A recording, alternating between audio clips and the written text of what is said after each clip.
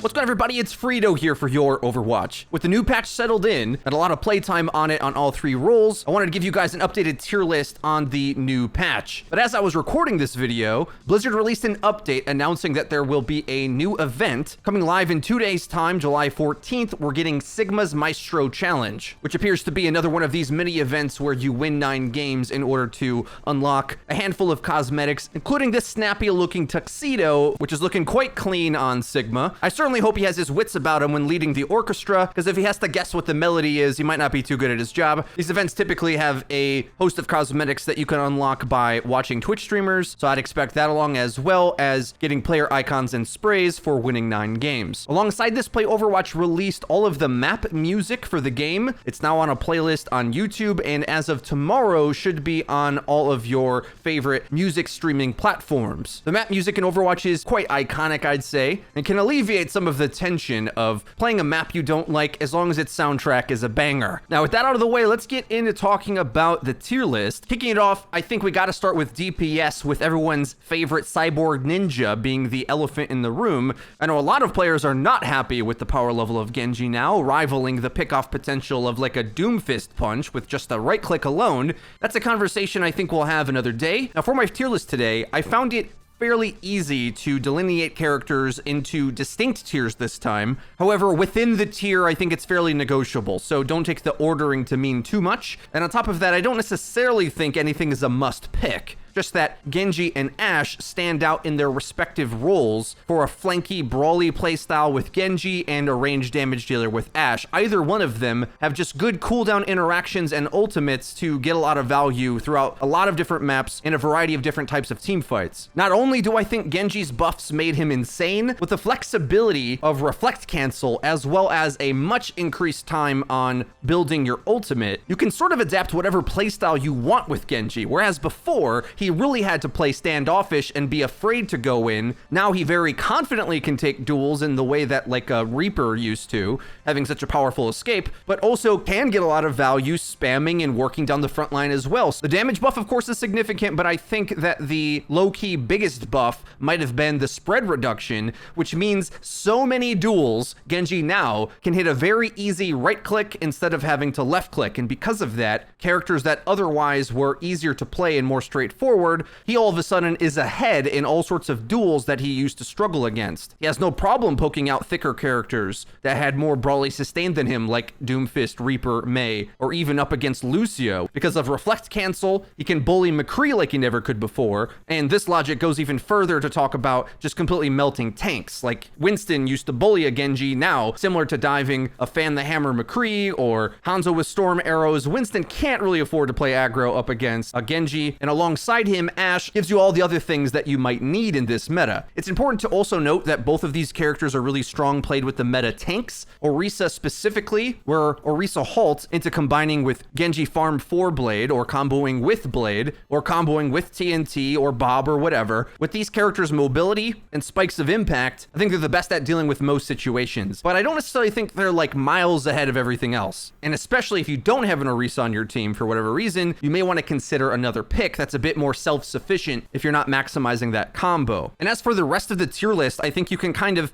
have a comparative look to what each variant of character has compared to the top tier DPS. Everything else feels like a bit of a budget version of what these two can do, which mostly I think makes up the tier 2 category here, where Tracer, Doomfist, Reaper, Echo all have the capability of getting the burst kills and flank plays that Genji can get. And again, if you're not maximizing the meta with Orisa, maybe your solo kill potential and one-on-ones with these characters will be similar to Genji anyway, and you're probably fine. The biggest loser, I think, of those 4, though, is Echo. Oddly enough, despite her stats kind of being still incredible, her farm rate on Duplicate doesn't challenge the insane charge rate of Dragonblade, and due to the way she moves, I feel that she plays in very similar positions to Genji without having a reflect. So more times than not, I feel you probably could just stick a Genji in the spots that she wants to fly around, or if you're playing lower to the ground, well, Doomfist, Reaper or Tracer probably are a bit more reliable. As for hit scan alternatives, McCree has the firepower certainly to pop off. I just think he's got to be a bit careful because he can get outranged by Widow or Ashe, and you're a bit all in, boom or bust up against a lot of these other flanker type DPS. But despite being exploitable, if you pop off, that's fine. Same with Widow. With shields being a bit weaker overall, the sight lines are aplenty, and there's enough maps open in the pool, since all of them are available, that Widow can get a lot of value, but you probably will need someone to hunt down the enemy's Genji for you. The only DPS I put in the avoid slot is Bastion, where there just simply is no longer a good way to keep him alive, especially now that Genji is super powered and can cancel Reflect. I mean, what are you going to do up against the Genji with that tight spread and damage increase? You're just free farm. Not to mention that there's all sorts of other characters that are really good against him as well, whether it be Echo or Junkrat got buffed or Pharah got buffed. There's just so many ways to get an angle on a Bastion and destroy it. I don't think he's very good. But as for tier 3, again, I don't think this is a huge drop off from the other tier of characters, but on their best maps or with their best combos, you can get some work done. For example, Sombra, if paired with one of the aggressive DPS that can go in hard once she hacks something to guarantee those kills, she can be fine, but without that, I think she's weak. Junkrat's received buff after buff, and due to how many Genjis exist, he actually can be quite annoying for the Shimada brother and play sort of an off-meta version of Genji. Hanzo, Pharah, Mei are all map-specific, where if you can get good angles in the sky with Pharah, or if your team is on full brawl, Mei has sort of a guaranteed objective control value that might just win you on time bank alone. Or Hanzo, of course, with Recon Arrow can get pickoffs. I think it's just less reliable than some of the higher tier options. Symmetra still holding on because there are quite a few teleporter strats that are strong on maps, but also there's a lot of double shield going on and double shield variants. So because of that, she typically can get charge up value. And Torb, I'm a little iffy on. I don't think he's getting the same value he used to, because when Tracer was the best flanker, she didn't have the range damage to poke down the turret, where I think Genji kind of can now with the damage buffs. And Torb doesn't feel great against Genji anymore because that new shotgun right click farms his big face harder than I think a lot of other damage options. So he's fallen down real quick for me. And Soldier, unfortunately, someone has to be on the bottom. He's just sort of average. And because he pressures and flanks, he could be a substitute for a ranged damage dealer, but just not very remarkable, especially because he doesn't have any unique interactions to counter anything specific in the meta, other than maybe if for some reason the Genji blade doesn't target you, you might beat him with Visor, but for reasons that we'll explain in the support section, it's pretty easy for Genji to blade whatever he wants. Next up, we'll talk about the tanks. The spam damage tanks have the best overall value, and I'm distinctly calling them that now instead of shield tanks because their shields aren't great, but they're good enough to protect you and your team while you also spam out aggressive cooldowns. Think of it like this. If Roadhog all of a sudden had a Orisa shield attached to him, even if it's weak, it would make him incredible, right? Well, that is kind of the case, where as long as you land the spam tank's abilities, well, you can get Roadhog-esque levels of damage out, either by yourself or with combos, while also having a bit of a shield that can deny damage from the enemy, and oftentimes interact with cooldowns at least. Sigma's shield especially can do this since you have full control on when it goes in and out. So if you master it, you can block some of the best things in the game while also having insane damage yourself. So that's the long and short of it. You should think of Orisa in this meta almost like a Mercy. The reason I say that is because Mercy's playstyle is to stay alive and get good damage amp on your DPS attacks. Well, Orisa's kind of similar, where she just wants to anchor around in the fight, use Fortify to escape, but her entire playstyle revolves around Halt to set up her team. Whether it's an off angle from her Sigma pounding into it, Genji on a flank, or Ashe's TNT over the top are the best uses, but it combos with everything in the game. It can be used for spam to charge ults, pressure enemies down, or as a punish tool up against dive. So with Orisa as a pick, you really have a lot of your bases covered. Though I would say in ranked, she can feel a little goofy on attack, in which case you may feel picking Reinhardt or a dive tank can go get ground for the team because, well, she holds ground. She doesn't really get ground. So keep that in mind, but you can still get away with it if your Sigma player is good enough at making space for you, which does make it a little confusing when a lot of people think Sigma's an off tank, and and I can see the argument, but in certain cases, he is the main tank, making space with his shield and grasp, but he could take off-tank positions and play like a Roadhog if he wants to, farming duels on his own, or he can choose to reinforce the front line. Sigma can just get value everywhere, and although the new Genji is better against Sigma than he was before for sure, the Accretion Rock and Gravitic Flux are insane answers up against Genji, the likes of which few other tanks in the game have, honestly. So the S tier tanks are on top due to their mid-fight cooldowns, damage capabilities, and combos, as well as powerful ultimates. Everything in tier 2, I would say you would want to think about swapping in for a specific role, map, or to counter or synergize with something. For example,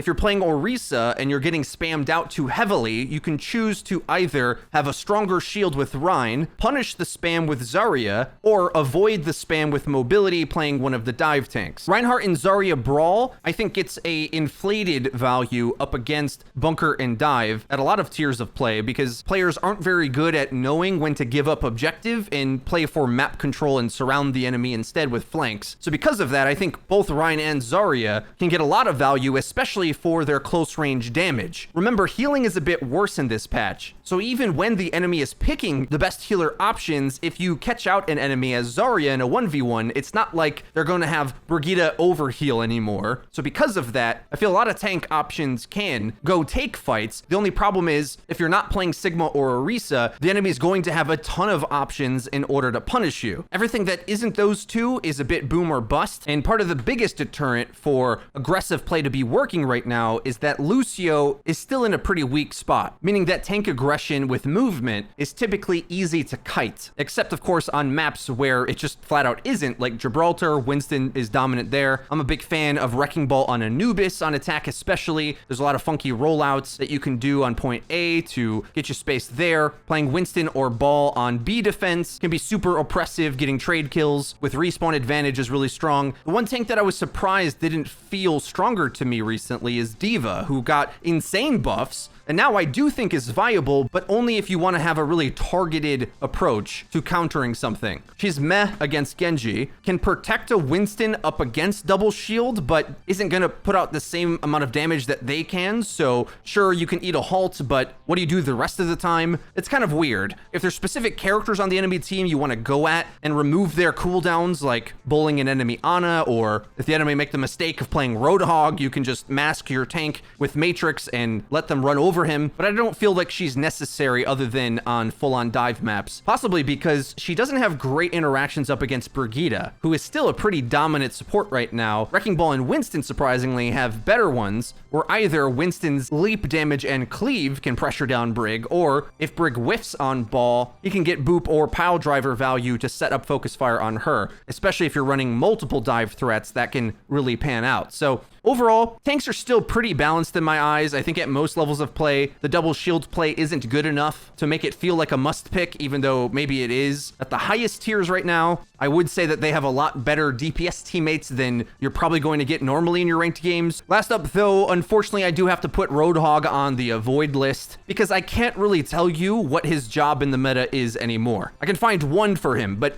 for the most part, you can emulate the damage he puts out with Sigma, Zarya, or even Diva, while also gaining the other benefits that they gain for the team. But worse yet, Roadhog just has terrible interactions up against so many of some of the best heroes in the game right now. I think it is possible to siege a bunker comp and maybe hook Sigma through his grasp, or whole hog and Orisa who's fortifying, but those are kind of niche plays, and without a shield, they can shield while poking and you can't. So because of that, you and your team are going to be open up for all manner of abilities to shut you and your team down. Meanwhile, with no shield, there's no way for you to deny. Genji right clicks, TNTs, Briggs got stun, Ana's got sleep dart and anti-nade. Personally, I would be fine if they buffed Roadhog a bit, because now that hero pools are gone, it's hard for me to find a way back for Roadhog to be pretty good. He's got so many problems going on, partially that Orisa Hog is far too boom or bust as a tank line, and there's way too many escapes for the Halt Hook in my opinion. Oddly, the best way to play Hog still is flanking with him, I would say, and the best comp with Hog probably is Ball Hog, where the Wrecking Ball disruption and the Hog flanks create too much chaos in a deathmatch environment that you can outplay a lot of things like that, but it's pretty one note, obviously,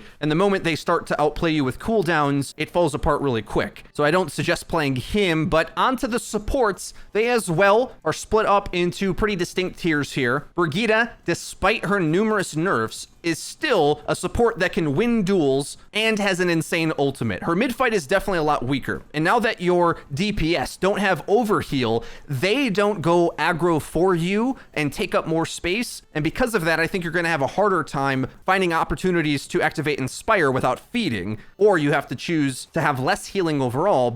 And because of that, I wouldn't be surprised over time if the community had a bit of a change of heart on Brig. Not that she isn't tier 1, because I still think she is, partially just because of Rally being insane and possibly the best support ult right now still. And when you can duel in the mid fight, well, what's really her weakness? It's just healing now. But healing power isn't as good as responsive healing, which is what Mercy does. In dive mirrors, Brigitte was absolutely a must pick because you would overheal a DPS and let them play aggro for space, and that put the enemy in a no-win situation. They struggled to focus the damage, and if they came back for Brig, she had all her dueling to defend herself. Well, now your DPS can't play as aggro, and you have to get angles on them to respond with a heal, which is much slower and requires your damage to play much safer than before. So because of that, I nearly put Mercy one spot above Brigitte because she can enable DPS in the way that Brig used to, just in a different way, and has the movement to get away in dive mirrors, where I think Brig is stuck kind of being the third wheel sometimes, and now can get outplayed way more easily than before, whereas Mercy can stay with the team and makes some of the meta DPS incredible, whether it's Ashe or Genji, both severely get buffed with that Mercy pocket, with very significant breakpoints being achieved. Remember as well, a few patches ago, Mercy got that healing buff to heal 55 a second, and I think now with some change-ups and power shifts, she's a lot better than you think, though you can drop her down a tier if you're not comboing with some of the top-tier meta DPS. There's a bunch of characters that don't really combo well with Mercy or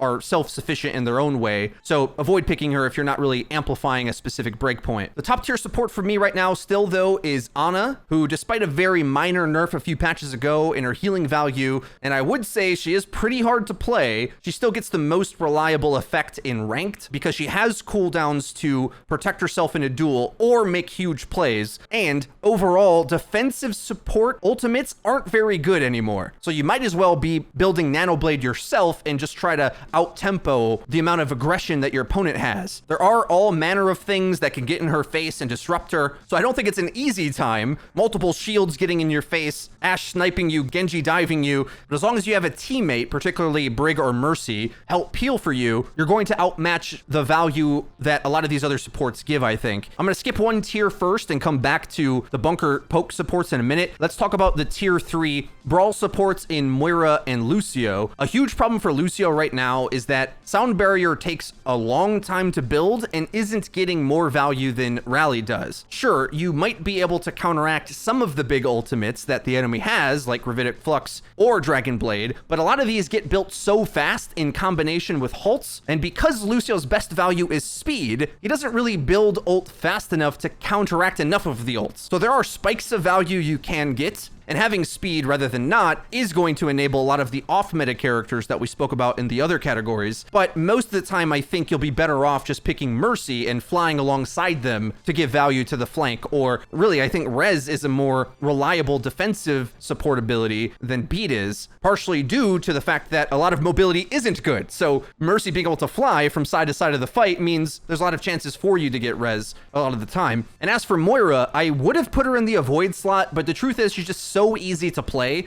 that you can guarantee value in the support position without having to do a lot. But even though I would say the other supports take a bit more finesse to play, you're better off trying them out because Moira really needs a brawl playstyle to be meta, to be good herself, unless she's just overpowered. And I think she's decently balanced for how difficult she is, but doesn't really have a strong interaction anywhere, and is easy enough to get value at lower ranks, but isn't going to swing any interactions. And last up for the tier list video, we're going to say Bap Zen are going to be situational. I think on super long range maps, If the enemy is struggling to dive you, this firepower backline can be incredible with a full spam meta comp. The problem is, I think the teamwork isn't there to get the value out of the Baptiste healing and lamp in order to get him to properly work. If your team spreads out too much, Baptiste's healing doesn't work, which if the map's slow enough, like Havana or maybe Route 66, and you can just be at long range distance poking the enemy down, these will be fine. But as soon as the flanks start coming in, whether it's the buffed Genji or any of the other really strong damage options, I think these characters just struggle to hold their own, and you badly miss the escape of Mercy, the stun of Brigitte, or the cooldown Zavana to protect yourself. Sure, Lamp and Transcendence can sort of help you up against the Nano Blade, but overall I would say there's more ways to make aggressive combos in the meta right now that it can be difficult for the Bap Zen